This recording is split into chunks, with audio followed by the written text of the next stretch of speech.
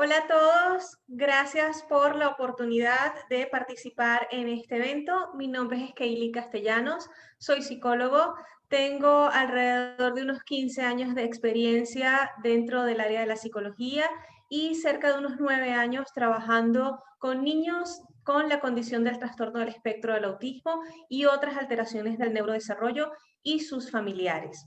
El día de hoy quiero compartir con ustedes parte de lo que ha sido mi experiencia en la atención a padres con el diagnóstico o cuando se les brinda el diagnóstico de sus hijos del trastorno del espectro del autismo y la importancia del apoyo psicológico que debe brindarse para el tránsito en esta nueva forma de vida a la cual se enfrentan. Mi presentación se llamará Elementos claves en el apoyo psicológico a padres tras el diagnóstico del trastorno del espectro autista.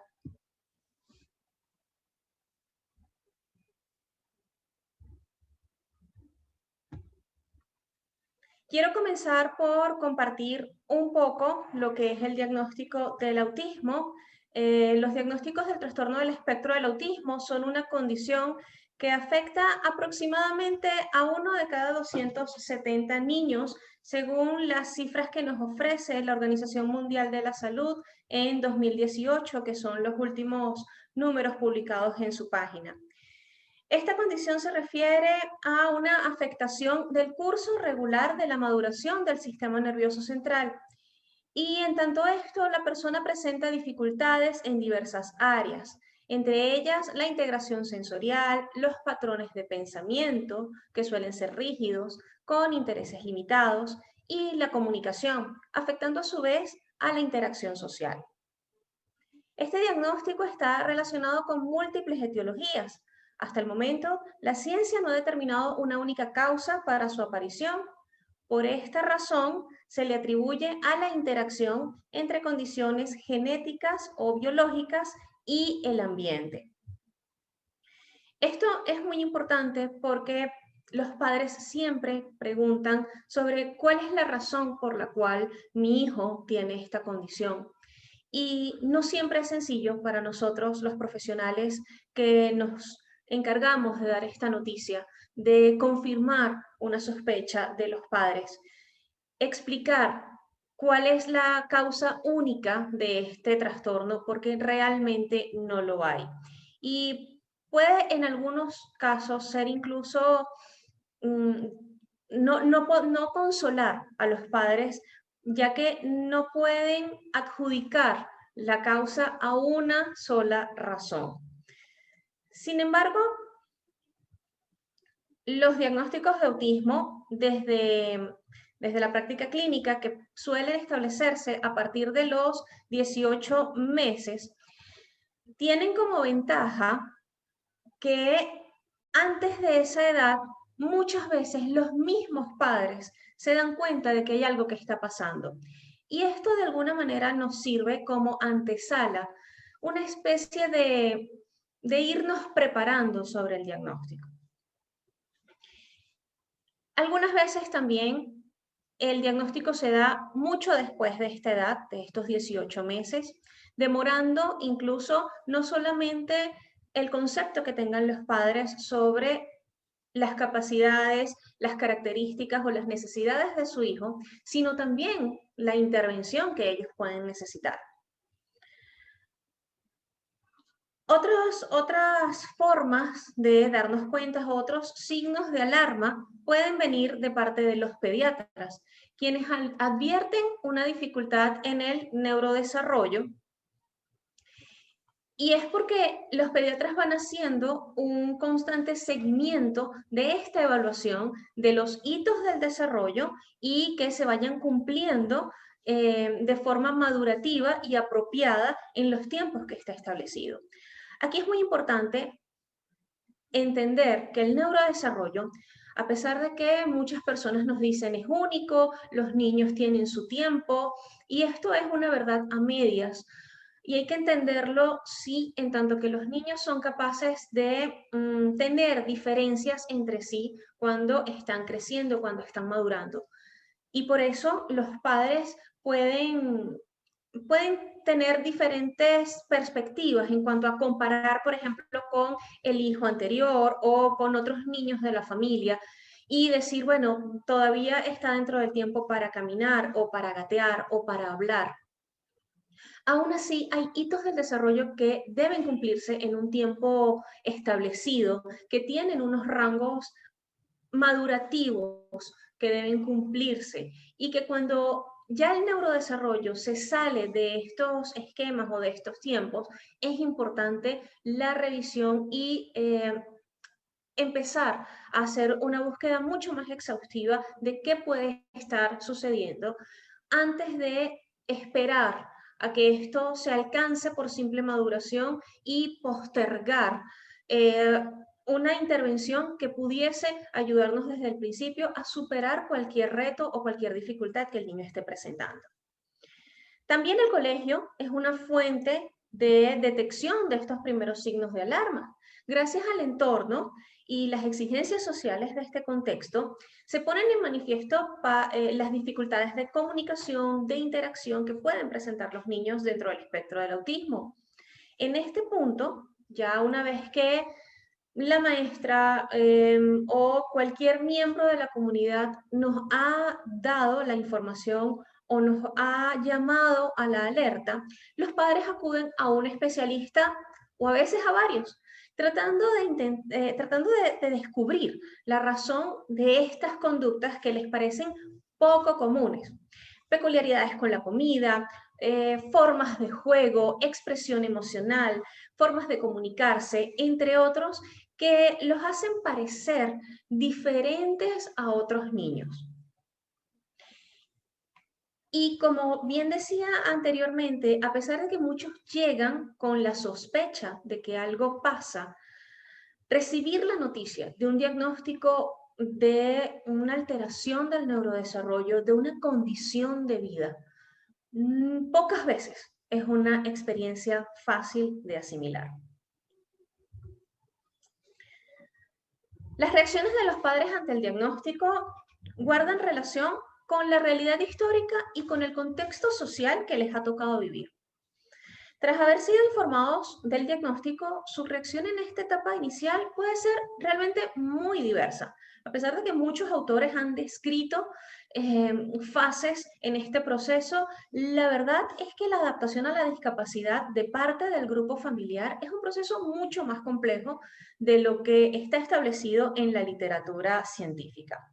Hay algunos padres, por ejemplo, que sienten alivio por conocer finalmente lo que le pasa a su hijo. Sin embargo,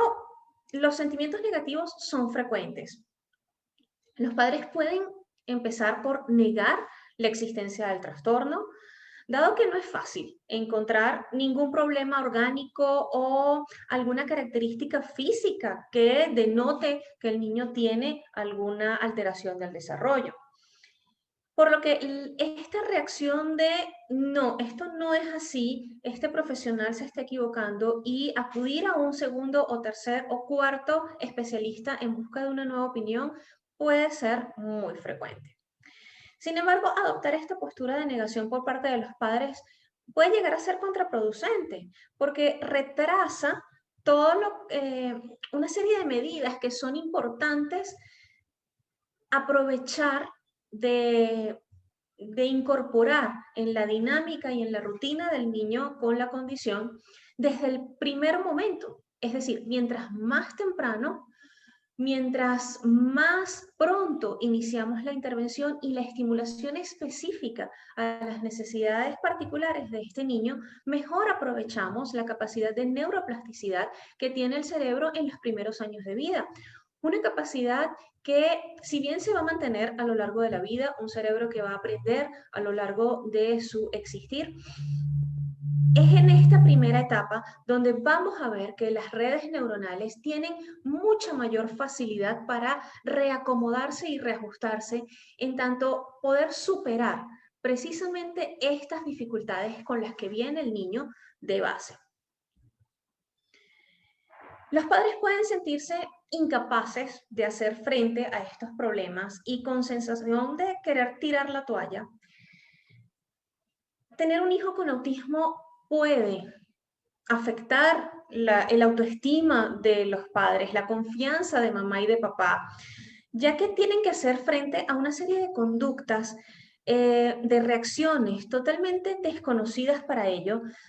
perdón, y satisfacer necesidades para las que probablemente no estaban preparados. Si bien es cierto que la paternidad, la maternidad no viene con instrucciones, tener adicional a esto que enfrentar los retos de una neurodiversidad puede ser mucho más demandante para los padres. La percepción de falta de control acerca de las conductas disruptivas de estos niños, la sensación de no poder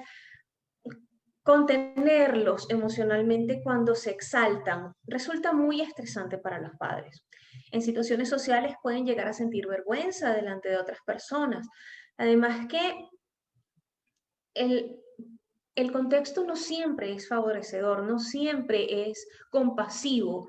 y pueden sentir que catalogan a su hijo o a su hija de maleducados, de caprichosos y no entender necesariamente que esto está sucediendo por una razón de base orgánica o de su neurodesarrollo.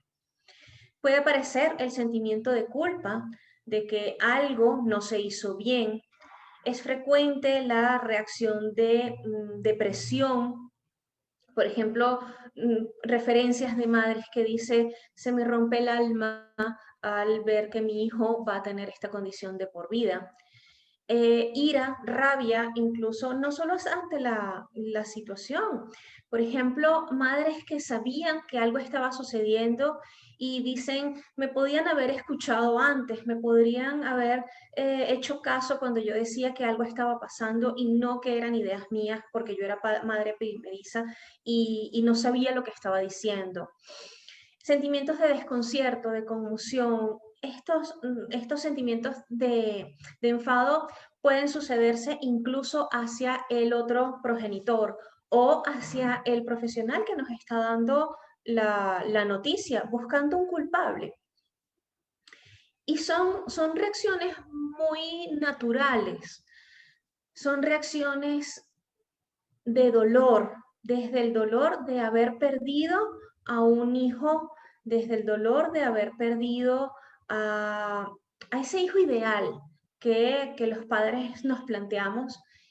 y, y poder, y poder tener que adaptar nuestra visión de mamá, de papá, con un hijo al que seguimos amando, pero que nos enfrenta con muchas veces nuestros peores temores. Los sentimientos de duelo por la pérdida de este hijo deseado, de este hijo neurotípico, por llamarlo de alguna manera, aparecen muy similar a lo establecido por el modelo del duelo de Kubler-Ross, donde atraviesan por las etapas de negación, ira, negociación, depresión y aceptación. Por supuesto, estas etapas son transitadas primero de una forma muy individual, segundo,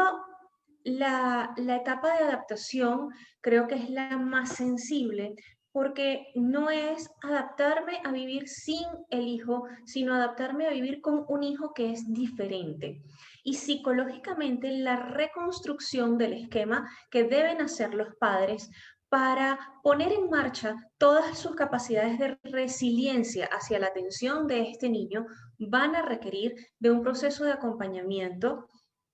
y de un proceso psicológico y emocional desde la sanación. Y esto con el objetivo de garantizar que los padres se conviertan en protectores positivos para este niño que ahora debe enfrentarse conociendo su condición a nuevos retos todos los días. Por supuesto, aparece el temor ante el futuro, el no saber qué hacer, qué va a ser de mi hijo cuando yo no esté. Mi hijo va a poder ser independiente, mi hijo va a poder estudiar, mi hijo va a poder tener una vida. Todas estas preguntas son importantes de acompañar en los padres porque los llenan de mucha angustia, de mucha ansiedad y esto va a trastocar completamente la vida familiar y el esquema que teníamos previsto como proyecto de vida incluso. A raíz de este diagnóstico, como ya les he dicho, la vida cotidiana se ve claramente alterada. Necesitan reorganizar sus actividades diarias, asumir que el diagnóstico no es algo pasajero, que no se va a curar el niño o la niña. Esto también va a depender, este proceso de aceptación, de adaptación, va a depender de la cantidad y la gravedad de los síntomas que presenta el niño. No es lo mismo asumir un diagnóstico cuando no tenemos ningún compromiso cognitivo, cuando los niveles de severidad son leves y los apoyos que requiere el niño o la niña son pocos, a cuando estamos hablando de un diagnóstico en el cual requiere de muchos más apoyos, los niveles de independencia están mucho más reducidos. Tenemos otras patologías que lo acompañan. Puede ser, por ejemplo, un déficit cognitivo o un déficit de atención o cualquier otra comorbilidad que pueda estar asociada al diagnóstico de autismo. Esto va a afectar en mayor o menor medida a los miembros de la familia. Y aquí es muy importante porque a pesar de que venimos hablando del impacto en los padres, el resto de los miembros que conforman la familia también deben ser objeto de nuestra atención. Cuando los padres reciben el diagnóstico, ese primer impacto es muy importante para nosotros como profesionales estar disponibles, hacer contención, validar sentimientos, permitir un espacio para expresar, para organizar las ideas. Es un momento de mucha ansiedad, puede aparecer sintomatología depresiva, ya que los padres no saben cómo afrontar esta situación y por supuesto que no tienen el control de la misma. Se debe tener la disposición para brindar toda la información necesaria sobre la condición. Aparecen muchas dudas sobre, como ya mencionaba al inicio, la cura, la posible recuperación, los cambios en el diagnóstico, la evolución, el pronóstico. Mi hijo va a estar en terapia toda la vida, qué tipo de terapias va a necesitar, cuánto va a representar en esfuerzo, en cuidados, incluso a nivel económico, este nuevo reto para nuestra familia. Es importante que podamos decirle a los padres las posibilidades que tiene su hijo. Muchas veces los informes, las evaluaciones, los diagnósticos se centran en lo que no puede hacer el niño o la niña, pero no hacen énfasis en sus habilidades y sus potencialidades. Obviamente, los niños con esta condición tienen capacidades, no dejan de ser niños, no dejan de ser una persona. Y desde este concepto, desde el concepto de ver a la persona con un diagnóstico, no ver una etiqueta clínica, no ver simplemente un nombre de diagnóstico en la persona. Comprender su realidad, comprender sus necesidades, tanto asociadas a la condición como propias de su contexto familiar y social, es lo que nos va a acercar a ser más humanos ante la comprensión de esta primera etapa de impacto que reciben los padres a nivel emocional. En este punto también la información va a permitirle a mamá y a papá conocer y comprender el comportamiento del niño y su razón. Y a partir de esto poder ser más compasivos en relación a la crianza y la educación. Ya que muchas veces en situaciones de irritabilidad o desborde emocional, como decía antes, les dicen, bueno, es que es maleducado, es que es un malcriado, es que lo tienes muy consentido. Y ahora, con esta nueva explicación, los padres comprenden el origen de todas estas conductas, pueden tener un mejor enfoque para la corrección de las mismas y por supuesto que esto les trae mucho alivio en relación a si lo estoy haciendo bien o no. También es importante brindarles orientación sobre un plan de acción. ¿Cuáles son los siguientes pasos? ¿Cuál debe ser la intervención, el tratamiento a seguir? ¿Cuáles son los objetivos que deben plantearse los profesionales que vayan a atender al niño? Asesorarlos en la incorporación académica. Esto es un gran temor de los padres,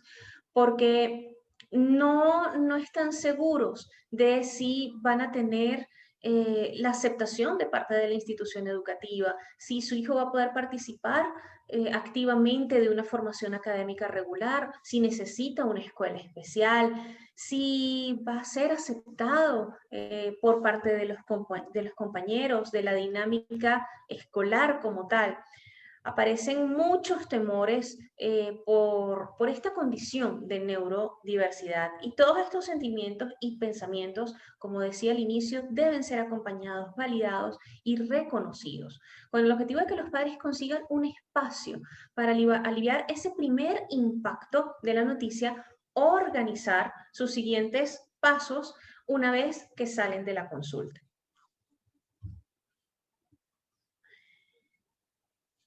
Hay investigaciones que nos hablan sobre el estrés parental y la resiliencia en padres de hijos con trastornos del desarrollo. Por ejemplo, programas de prevención de la ansiedad para padres de niños con autismo, o precisamente medición del estrés, medición de los síntomas de ansiedad, medición de la calidad de vida en los padres y familiares de los niños con esta condición. Y nos dicen que estos progenitores suelen desarrollar altos niveles de estrés, suelen verse afectados, como decía, en su autoestima, en su confianza,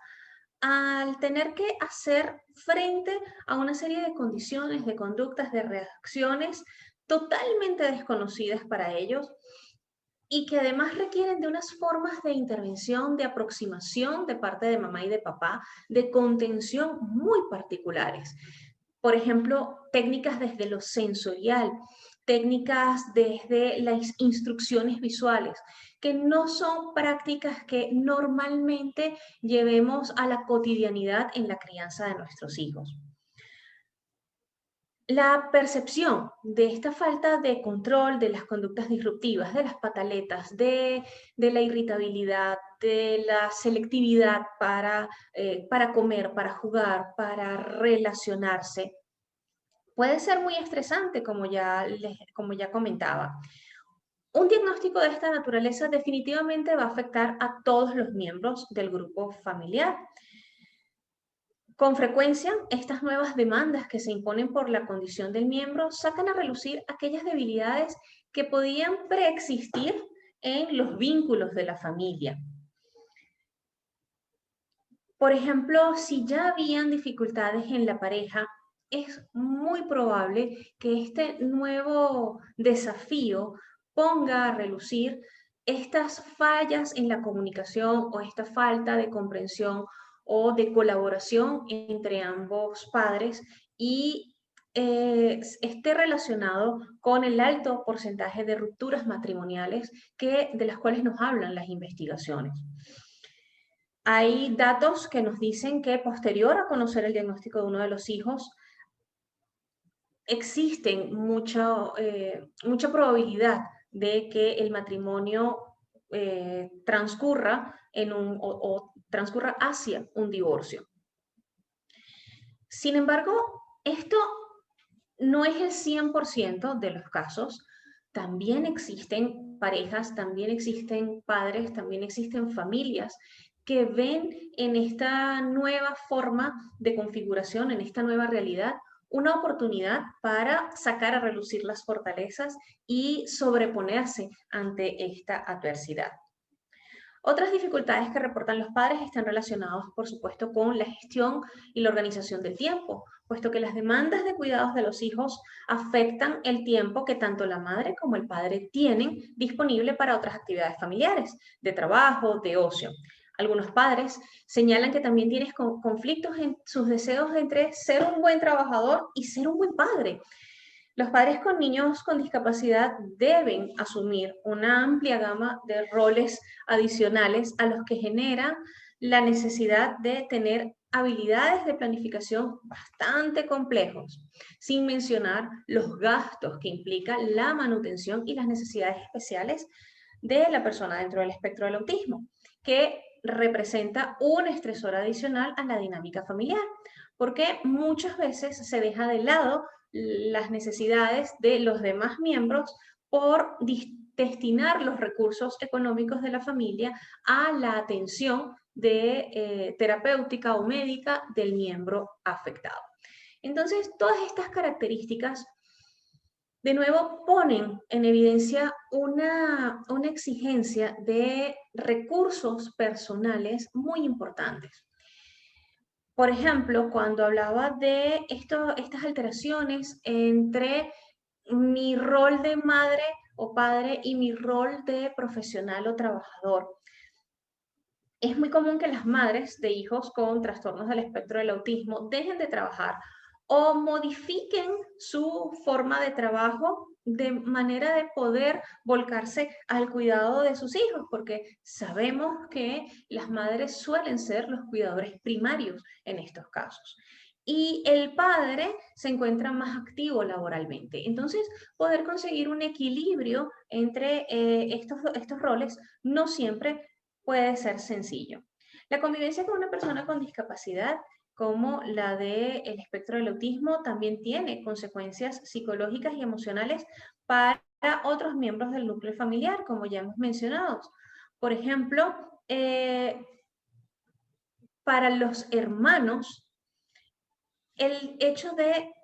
tener que enfrentarme a que mis padres deban atender o sobreatender las necesidades del miembro afectado, puede suceder que dejen de lado mis actividades, mis hobbies, mis intereses. Como bien decía, los recursos económicos de la familia se volcan, se dirigen completamente hacia la persona con discapacidad. Y en tanto esto, pues entonces todos terminamos dirigiendo nuestra vida alrededor de la persona con autismo y puede ser ciertamente muy agotador, tanto emocional como psicológicamente. Hay investigaciones también que nos hablan de los tipos de estrategias de afrontamiento respecto a la situación de discapacidad en los miembros de la familia. Por ejemplo, uno de ellos son las estrategias de escape y evitación, en la cual se intenta negar el cuidado de la persona, viviendo incluso bajo la premisa de que este miembro no tiene ninguna discapacidad o ninguna necesidad especial. Generalmente esta estrategia de afrontamiento involucra un gran nivel de estrés, una baja calidad de vida, porque no se hace frente a los requerimientos de la persona y con mucha frecuencia los comportamientos se complejizan y se intensifican.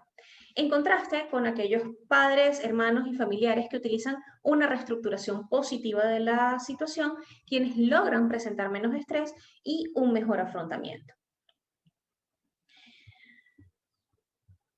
También es importante no dejar de lado la familia extendida. Por ejemplo, cuando hablamos de abuelos, tíos o cualquier otro familiar que nos sirva de apoyo, no necesariamente que esté dentro del núcleo, a veces sí, pero que nos sirva, por ejemplo, como cuidadores secundarios. Ellos también se ven afectados, ya que deben incorporar las mismas habilidades de afrontamiento, las mismas normas de manejo conductual que se tengan en el núcleo principal para tener prácticas que sean congruentes con las necesidades de la persona con autismo. Y esto no necesariamente es sencillo, ya que, de nuevo, cuando estamos hablando, por ejemplo, de los abuelos o de los tíos, tener que reaprender las formas de crianza puede significar un reto a nivel de nuestras estructuras cerebrales. Puede significar un desequilibrio en cómo me aproximo yo a la persona con discapacidad. Tengo que partir por el hecho primero de aceptar esa condición. Y segundo, que muchas de nuestras prácticas de protección, de sobreprotección muchas veces, no contribuyen a la independencia de la persona con autismo. En conclusión, todos los miembros, todo el núcleo familiar se va a ver alterado y las claves de apoyo que van a necesitar, que va a necesitar el grupo familiar de una persona con autismo pueden resumirse más o menos en los siguientes puntos que vemos aquí a continuación. Cuando la persona con autismo tiene el diagnóstico, y antes de pasar a ir describiendo cada uno de estos puntos, es importante que volvamos a la premisa de que los profesionales van a recomendar la intervención inmediata, puesto que, como ya les comentaba, el aprovechamiento de estas primeras etapas de vida es fundamental para el pronóstico del caso y puede ser la diferencia entre una mejor adaptación al medio ambiente o una necesidad de muchos más apoyos para la independencia y la participación activa. Esto hace que los padres se dediquen exclusivamente a las necesidades del niño o la persona con autismo y dejan de lado el proceso personal, todo este proceso personal del que hemos venido conversando.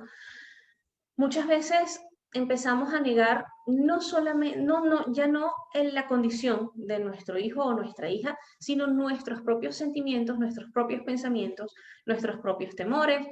nuestras propias necesidades como padres y como seres humanos.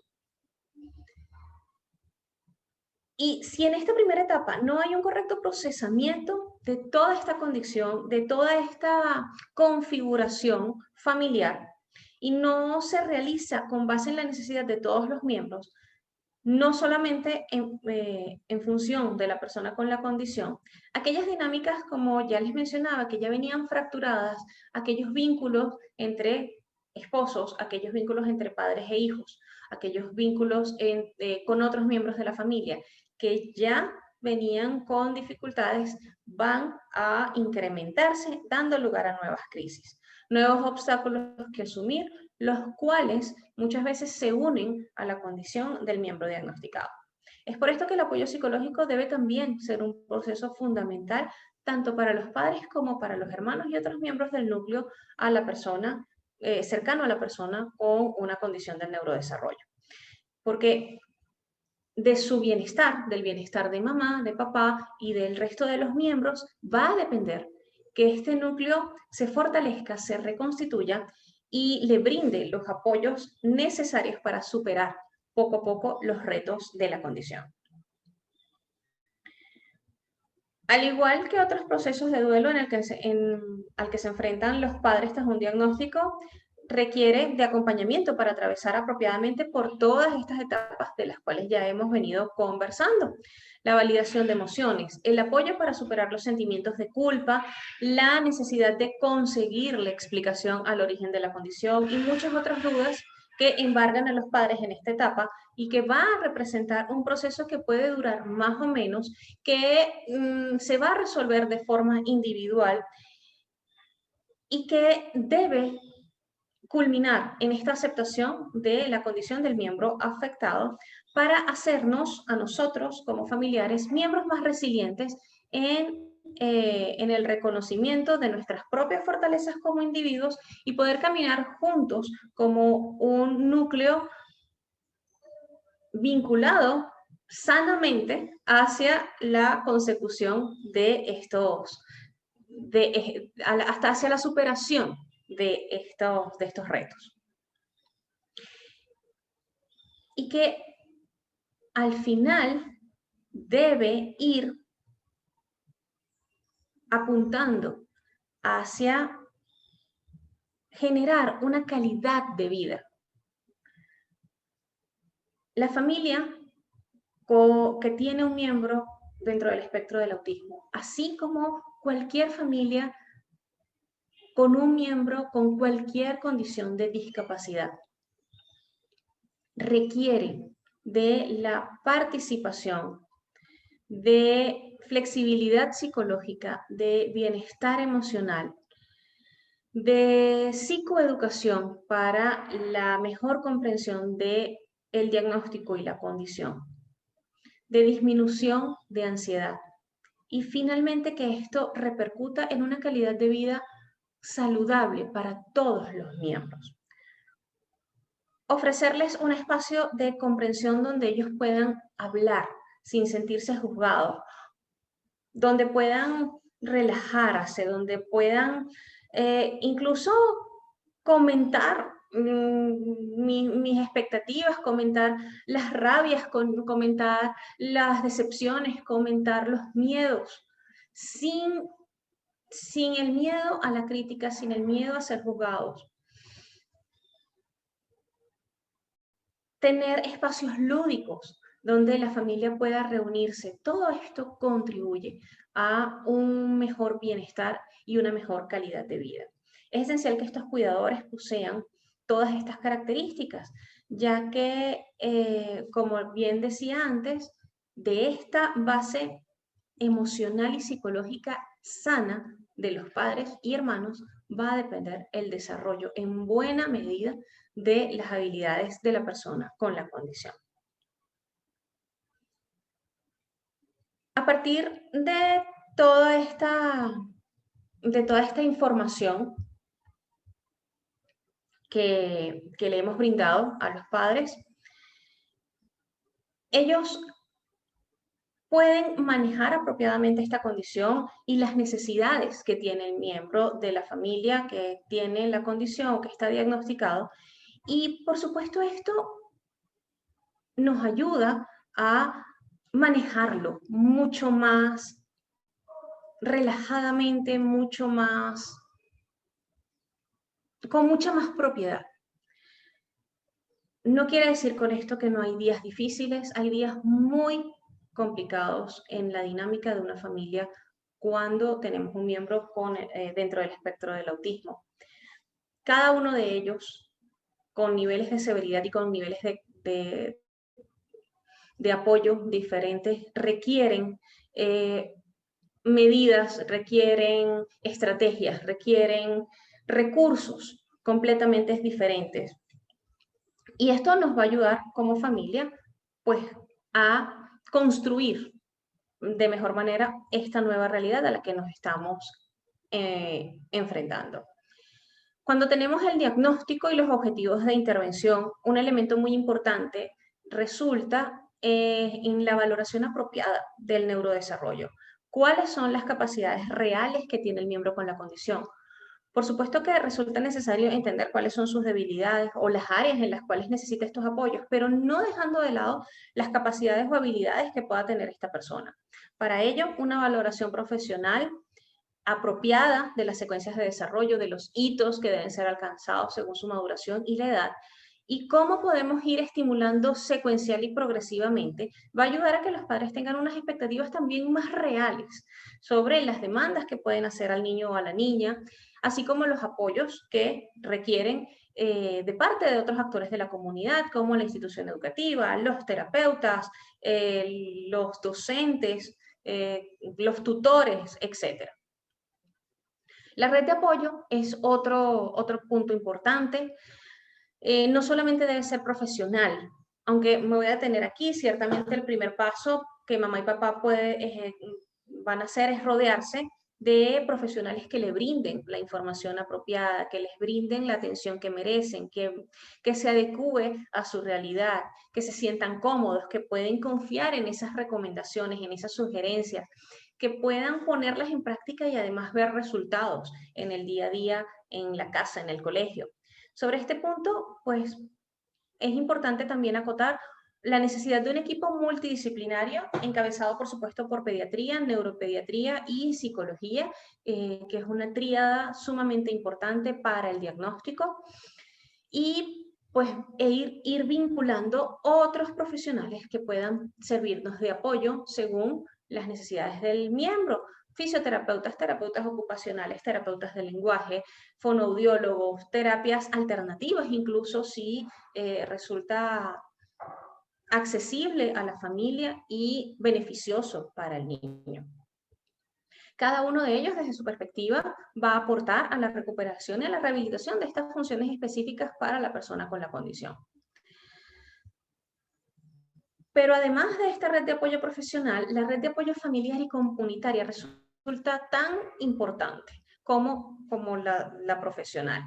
Desde el área familiar, contar con un núcleo en el cual se puedan compartir las cargas que representa la atención y cuidado de una persona con condición del neurodesarrollo hace la diferencia en el estrés y en la ansiedad que tales tareas pueden implicar para los miembros cuidadores. Y precisamente a esto se refiere la necesidad de reestructurar la dinámica familiar de la que veníamos conversando. Los tiempos de descanso, la rotación o el relevo de las tareas es una dinámica necesaria de instalar para que ningún miembro se sature de responsabilidades y pueda tener cada uno su espacio de desarrollo personal. Como bien decía antes, atender a las necesidades de los hermanos, atender la necesidad de la pareja, tener espacios de disfrute más allá de la dedicación a la estimulación por la condición del miembro afectado, momentos de calidad en familia, intereses individuales, todos ellos son imprescindibles para mantener una calidad de vida de todos los miembros, ya que una familia neurodiversa sigue siendo una estructura familiar constituida por miembros con necesidades individuales que no deben ser dejadas de lado como consecuencia de un diagnóstico o de la necesidad de uno solo de los miembros. Por supuesto que el apoyo comunitario resulta una pieza clave en todo este rompecabezas, contar con espacios sociales en los cuales la inclusión de la persona con la condición sea posible, un clima de aceptación y reconocimiento de sus necesidades. Por ejemplo, una institución educativa en la cual se permita la participación activa y la atención de sus necesidades educativas especiales, que se involucra a la familia en la misma medida que participan las otras familias y que se les brinde el apoyo para sentirse miembros, sentirse incluidos, no solo integrados. Finalmente, y no menos importante, la creación de estos espacios sociales. Y hablamos de parques, reuniones, eventos públicos que permitan la participación de la persona con neurodiversidad de forma activa y regular, contribuye a disminuir el estrés que representa para una familia con estas características las expectativas sobre su participación en sociedad. Por tanto, tal y como lo plantea el modelo social de discapacidad, la concientización de parte de todos los miembros de la comunidad se constituye en una pieza clave para el apoyo psicológico de esta familia, disminuyendo las barreras de participación y generando una verdadera inclusión. Aquí voy a ir mencionando todos estos puntos, como les decía, sobre el acompañamiento, validación de emociones, resolver dudas, reconocer fortalezas y recursos personales, relación de pareja, bienestar psicológico y calidad de vida, un poco para ir puntualizando. En relación a la información, concientizar las necesidades reales de la condición, el origen de las conductas, las acomodaciones apropiadas, los objetivos para cada terapia e intervención y la formación y capacitación de los miembros de la familia puede contribuir enormemente a que esta realidad se maneje de forma más saludable. Cuando hablamos del diagnóstico,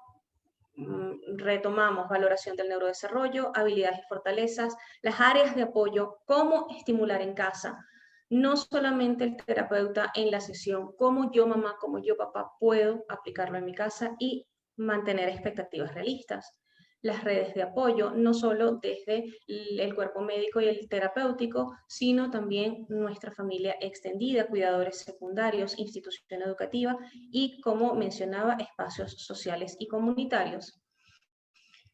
Y cuando hablamos de la reestructuración de la dinámica familiar, pues entonces retomar el rol de cada miembro, el apoyo al cuidador principal, cooperación y congruencia entre todos los miembros, acuerdos de relevo para que no sea un solo cuidador quien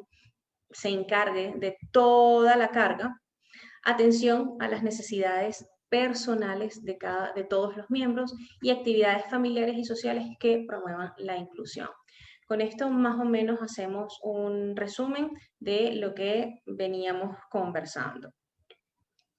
Finalmente, ya para concluir, tal y como hemos mencionado en referencia al modelo social de discapacidad, el acompañamiento de los trastornos del espectro del autismo requiere de una visión integral e inclusiva, tanto para la persona con la condición como para cada miembro del núcleo familiar, quienes se mantienen siendo actores productivos dentro de una dinámica social que de ninguna forma debe verse limitada por estas barreras, sino que la interacción con el contexto debe apuntar a ser todo lo facilitadora que pueda de la inclusión plena de la persona con autismo para la buena calidad de la vida de su familia.